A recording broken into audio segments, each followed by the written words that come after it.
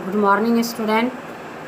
Class 9 के लिए chapter 12 कैदी और कोकिला के एक भाग को आप अगले वीडियो में समझे थे कि स्वतंत्रता सेनानी को जो ब्रिटिश शासन काल में यातनाएं दी जाती थी, स्वतंत्रता पाने के इच्छुक जितने भी यहाँ स्वतंत्रता सेनानी थे, आज़ादी के लिए मतवाले थे, वो इन कष्टों को झेलते हुए आगे की प्रक्रिया के लिए सहने को तैयार थे।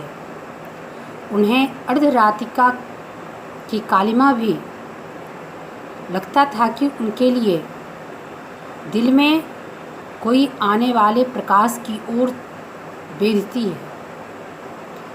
उस रात में कोयल की आवाज़ अर्धरात्रि में भी जब उनको सुनाई पड़ती थी तो वो मन की कल्पना को इस प्रकार माखनलाल चतुर्वेदी ने व्यक्त किया है कि हम तो इस काल कोठरी में अंग्रेज़ों की यातनाओं को झेल रहे हैं।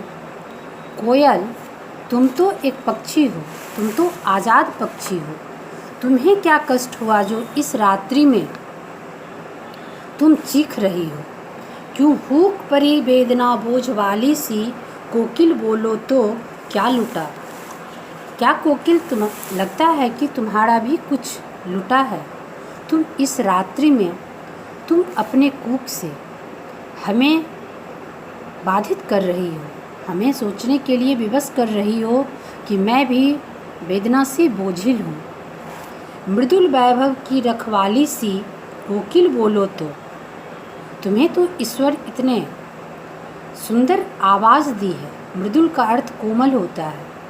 वैभव की रखवाली सी, धन संपत्ति, वैभव का अर्थ होता है समृद्धि। इसकी रखवाली करने के लिए ईश्वर ने तुम्हें जो स्वर दिया है, तुम्हें भी क्या शोषण का आभास हो रहा है? तुम भी शोषित हो। क्या हुई बावली अर्धरात्रि को चीखी? अर्धरात्रि यानी मध्यरात्रि को कहा जाता है। कोकिल बोलो तो किस दावा नल की ज्वालाएं दिखी? कोकिल बोलो तो, दावा नल का अर्थ होता है जंगल में लगी हुई आग।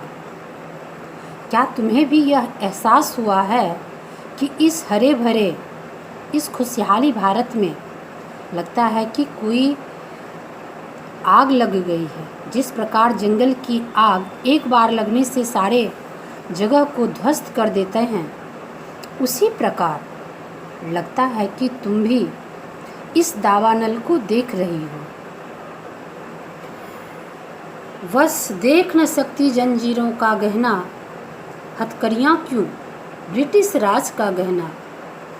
कोकिल, हमें धैर्य है कि हमारे हाथों में जो ये जंजीर हैं, हम जो जंजीर के नीचे जकड़े हुए हैं, इसको मैं गहना समझ रहा हूँ, क्योंकि यह जंजीर को जब भारतवासी तोड़ कर निकलेंगे तो उसके लिए यह जंजीर वास्तव में गहना के स्वरूप शोभायमान होगा। जिस तरह लोग आभूषण को पहनकर अपने आप को गौरवान्वित समझते हैं, उसी तरह जब भारतवासी भारत माता को जंजीरों से मुक्त करा देगी तो यह वास्तव में उसके लिए यह जंजीर गहना की तरह साबित होगा। गिट्टी पर उंगलियों से लिखे गान, हूँ मूठ खींचता पेट लगा पेट पर जुआ। अब यहाँ जुआ का अर्थ होता है बैल के कंधे पर रखकर जो लकड़ी की बंधी हुई चीज़ होती है, उसी को जुआ बोला जाता है। उसी के सहारे दो बैलों को जोड़कर लोग आगे बढ़ते हैं। मैथिली शरण गुप्त ने यहाँ यह भार व्यक्त करते हुए लिखा है कि लगता है कि हम लोग बैल के समान अपने कंधे पर जुए को लादे हैं। पता नहीं मुझे यह बोझ कब तक ढोना पड़ेगा। खाली करता हूँ ब्रिटिश अकर का कुआं, दिन में करुणा जगे रुलाने वाली, इसलिए रात में गजब ढा रही आली। कोयल से वो अपनी मन की भावना को व्यक्त कर रहे हैं कि दिन में तो हमें लगता है कि बैलों की तरह अपने कंधों पर बोझ ढोए हुए, बोझिल होते हुए अपनी ज़िंदगी को झेलता हूँ, और रात जब चैन की होती है तो मुझे तुम यह अपनी मृदुल आवाज़ से, अपनी इस हरकत से मुझे परेशान करती है। इस शांत समय में अंधकार को वेद रही हो क्यों? कोकिल बोलो तो। कोयल तुम बताओ कि इस अंधकार में, हमारे मन रूपी तम में जो यह मेरा दिल घिरा हुआ है, तुम इसको बार बार अपने मीठे स्वर से क्यों बेधती हो, क्यों चीखती हो? चुपचाप मधुर विद्रोह बीज इस भांति बो रही हो। लगता है कि तुम भी अंग्रेज़ों के शासनकाल को पसंद नहीं करती हो। तुम भी उसका विरोध अपनी आवाज़ों में अर्धरात्रि में ही निकालती हो। कोकिल बोलो तो।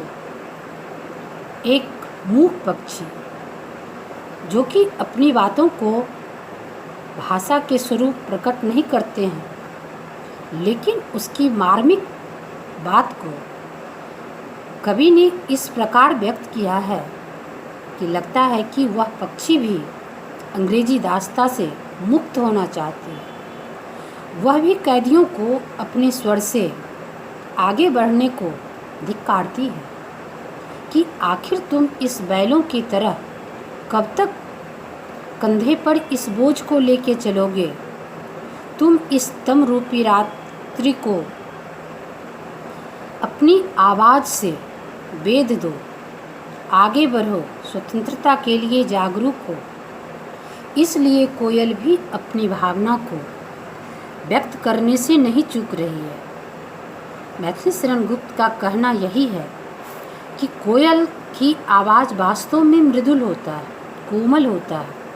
वह भी भारत की धन संपत्ति वैभव को देखकर अपने अंदरूनी आवाज़ से भारतवासियों को जागरूक करने के लिए अर्धरात्रि में संदेशा देती है कि अभी तुम्हें शांत रहने का समय नहीं है, अभी निष्क्रिय होने का समय नहीं है।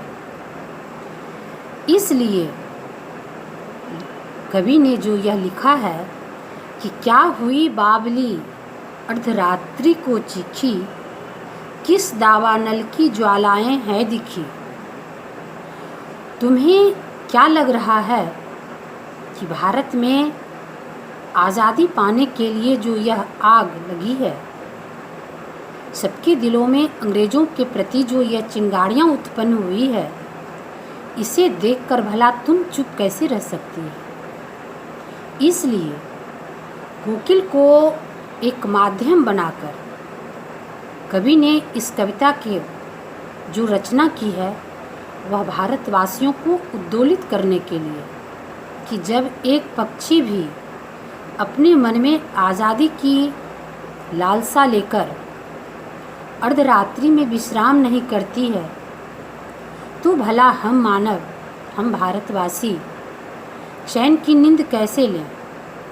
इसलिए कवि ने अपनी साहित्यिक भाषा में कविता की जो रचना की है, यह काफ़ी प्रेरणादायक कविता है।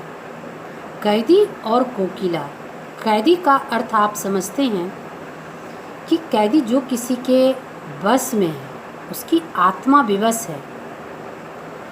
और कोकिला, कोयल जो कि एक आज़ाद पक्षी है, वह भी इस आज़ादी के मर्म को समझते हुए चैन की सांस नहीं ले रही है।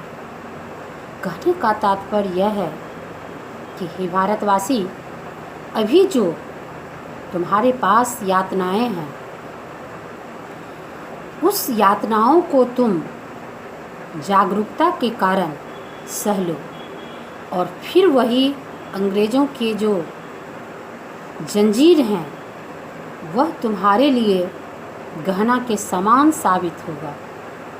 तुम्हारे लिए वह जब आज़ादी मिलेगी तो वास्तव में तुम गर्वान्वित होगे, भारतवासी कहलाने के हकदार होगे, स्वतंत्र भारत के नागरिक कहने का तुम्हें गर्व होगा।